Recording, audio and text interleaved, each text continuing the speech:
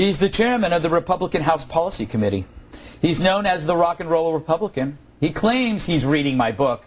He also says he could bench press a car, a Hugo, actually. It's time to welcome back for a second straight show, Michigan Congressman Thaddeus McCotter. How you doing there, Congressman? Well, Greg, I don't know about your shirt, but somebody ought to tell Breitbart that Leon Trotsky wants his hair back. Hey, you know, before we get to talking about the press conference, I hear you have some breaking news about, is it Congressman Tourette? Yes, there's been some ignoble savagery in the Financial Services Committee.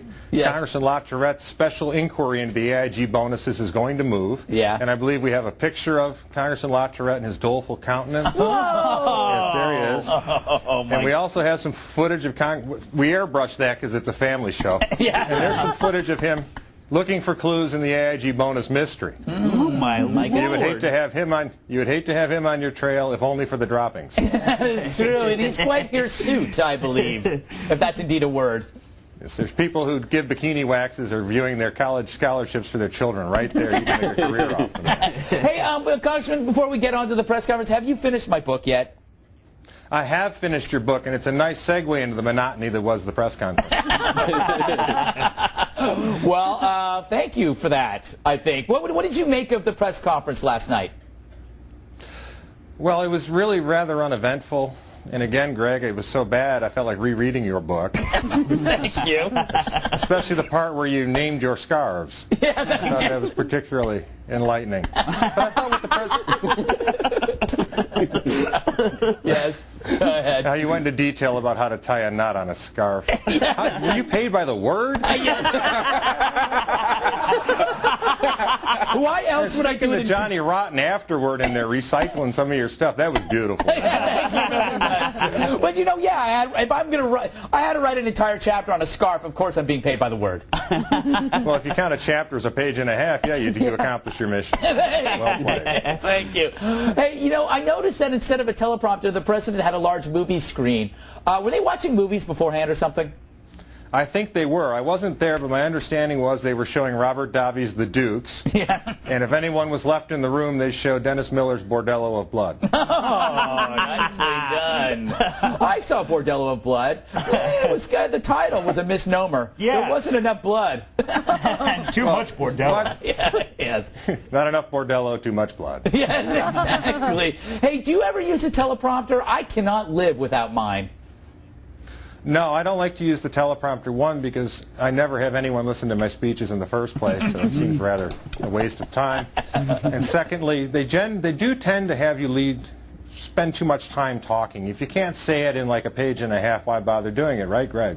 Yeah. That is true.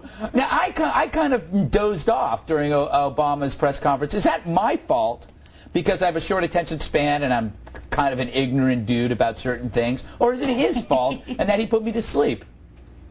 No, I think that you're playing the blame game. In fact, I think it's nice that you showed empathy with the viewers of this show who doze off and don't understand why they weren't entertained. Yeah, we do entertain some people, I'll have you know.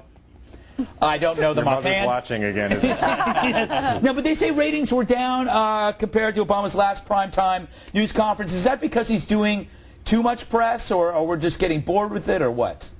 Are we getting Obama fatigue?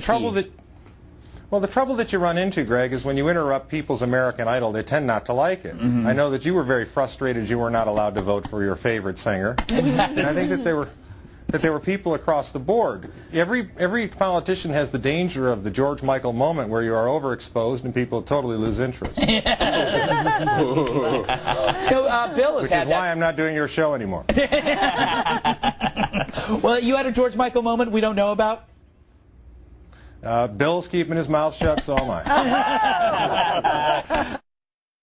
Yeah. Oh, that's disgusting. Hey, and par for the course. Yeah. Hey, as a congressman, do you get special deals for stuff like pizza and magazines? No, but there is truth to the fact that Larry Flynn, during the impeachment proceedings of Clinton, mailed hustlers to every member of Congress. Now, the real mystery then becomes they never reached the members of Congress, and we're wondering always which one of our staff took it to make sure that it wasn't in the office. Oh, and you still remember that. That is amazing. Hey, Congressman. Yes, it's true. Yeah, there you go. Hey, Congressman, we got to go, but it's always a pleasure having you. Well, it's nice to be with you. So sincere. I know. Sincerity, I Yes, appreciate. all right. Goodbye, Congressman. See you very soon. Coming up next,